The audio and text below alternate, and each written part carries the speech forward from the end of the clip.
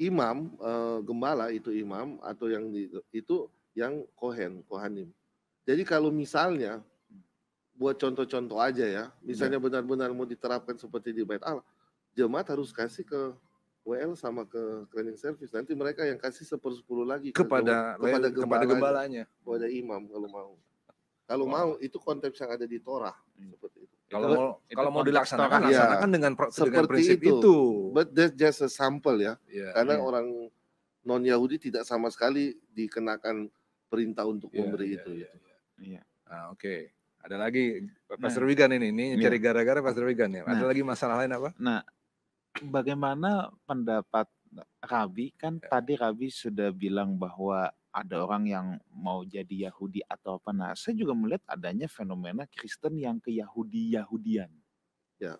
Nah, ini pandangan Rabi ini ada banyak nih, tipikalnya. Ya. Misalnya suka menggunakan atribut Yahudi atau kadang dia masuk ke doktrin yang main-main di gray zone. Di gray zone ini agak bahaya nih. Gray zone. Kenapa? Oke lah kalau masih sampai di atribut Yahudi, tapi dia cuma pakai aja untuk worship. Tinggal kita kasih penekanan bahwa ini untuk Yahudi, besok-besok dia lepas, selesai. Tapi buat yang ada di gray zone, ini yang danger. Kenapa? Karena kan kita sepakat bahwa Torah untuk Yahudi, Yesus untuk kekristenan. Tapi bagi orang yang di gray zone, dua-duanya dilakukan. Dan saya melihat ini sebagai seperti perselingkuhan.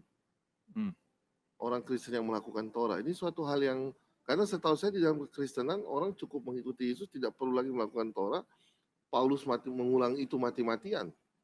Dan konsili di Yerusalem, kalau tidak salah bisa diralat, diluruskan dalam Kisah Para Rasul itu kan membahas tentang orang Kristen non-Yahudi tidak perlu melakukan hukum Musa.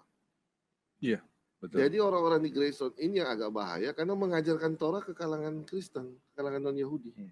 Oke. Jadi orang Kristen yang udah merdeka nih, Pastor, disuruh untuk jangan makan babi.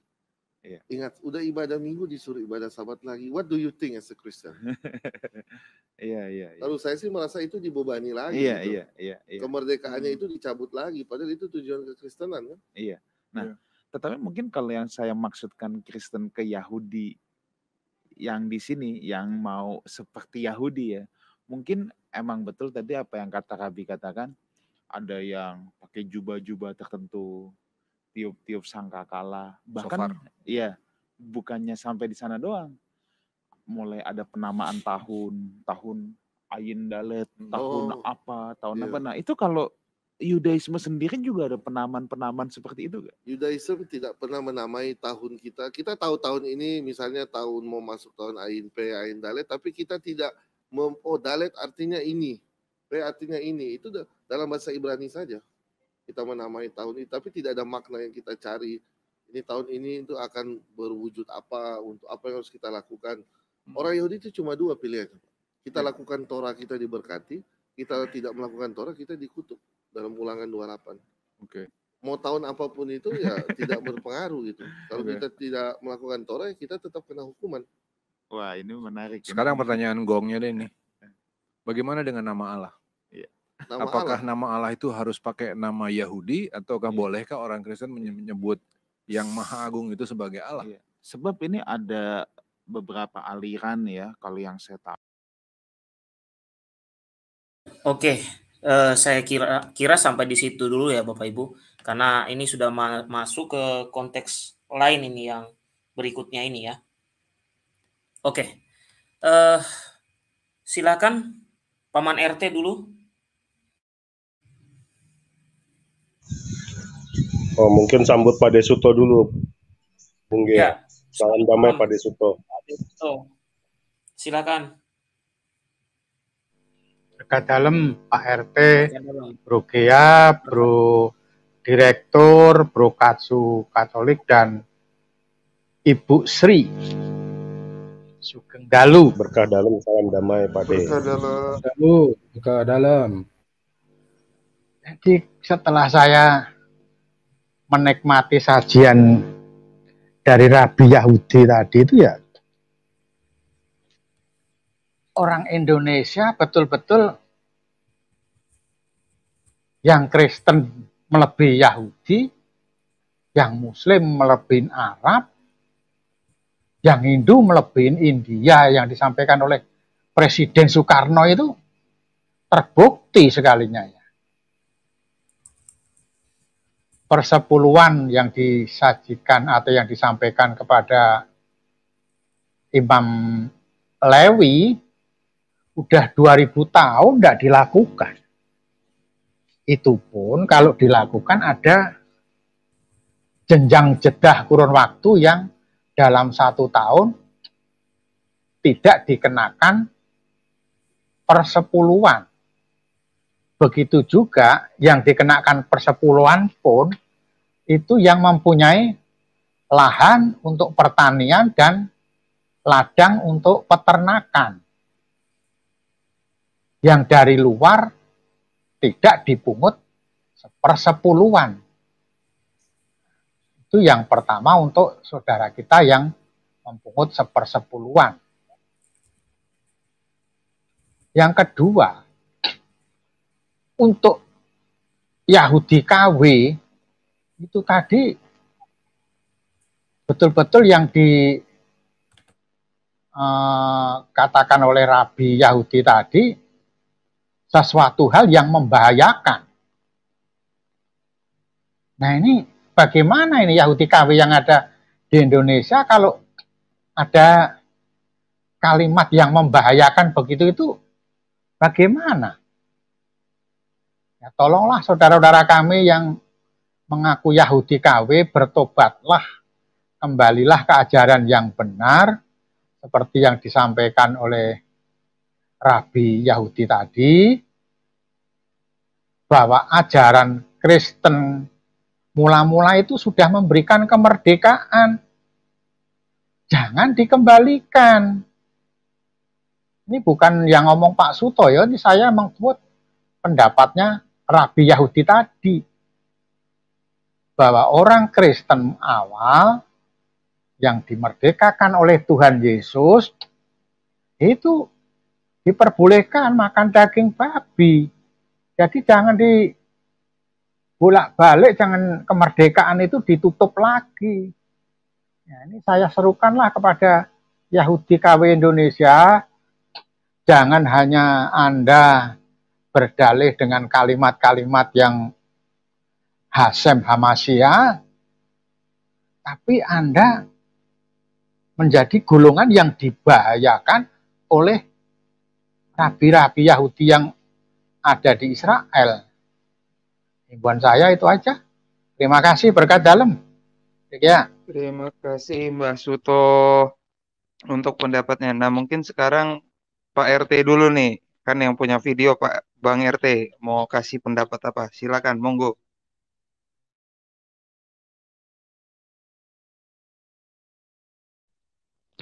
Pak RT, silakan, waktu dan tempat. Masih di mute.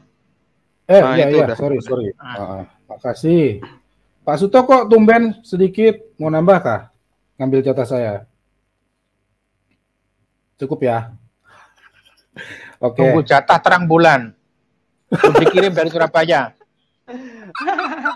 Aduh, ngono to Pak. Iya. Oke Bang, terima kasih. Saya lanjutkan ya. Sekarang pertanyaannya adalah, hancur nggak? Hancur lah. Ya makanya jadi itu tadi yang saya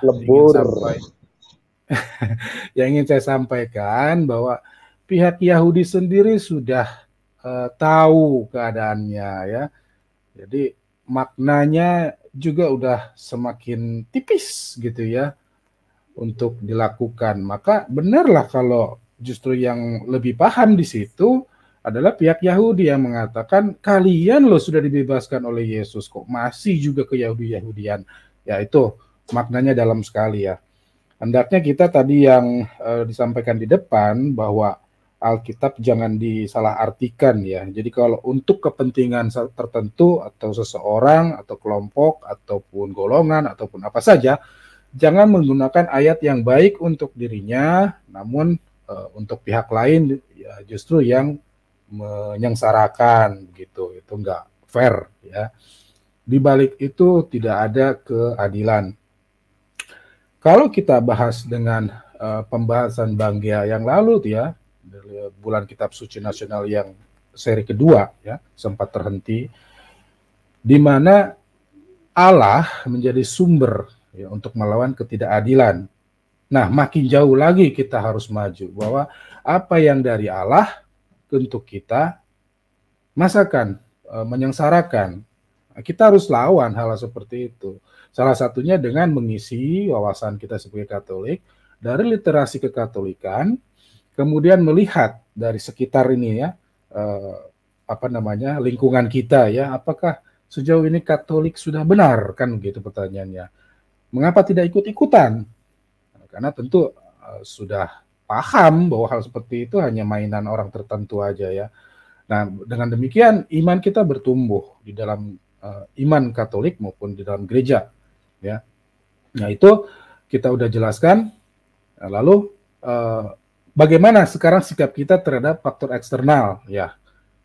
Kita tahu bahwa memang pilihan ya untuk berada di sana atau di sini ya, kemudian mau menerapkan apapun itu dari kacamata mereka itu ya kita izinkan aja sih. Nah, tapi hendaknya kita mengerti bahwa yang dimaksudkan tidak demikian.